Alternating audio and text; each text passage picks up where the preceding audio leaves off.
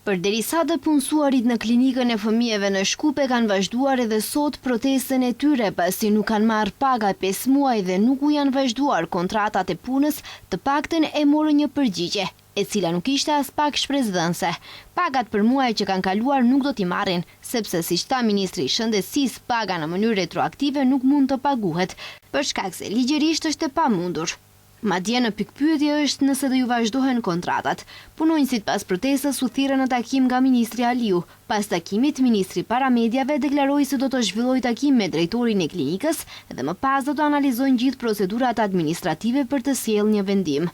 Ndërkohë dërgoi mesazh për drejtorët e institucioneve shëndetësore. Nuk mund të bëjmë të gënjejmë dhe të luajmë me fatin e punëtorëve në shëndetësi. Shëndetësia është shumë senzitive.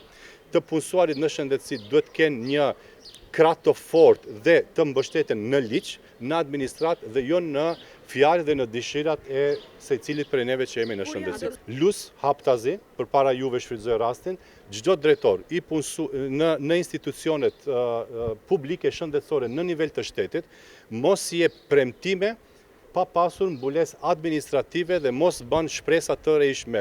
Paraprakisht të punësuarit e klinikës në deklarata Paramediave duke kërkuar zgjidhje të problemit të tyre, thanë se vendi i tyre është që të jenë në shërbim të pacientëve dhe jo të barten labirinteve institucionale. Vendi jonë nuk është me në klinik me ju shërbi fëmijëve e jo mu ejnë në për institucione shëndetësore për me marrë rrogën që na takon. Edhe ministri tha që rrogët që nuk ka me u pagujt ajo që keni kanë, po kena mu mundu me ju bo kontrata të reja.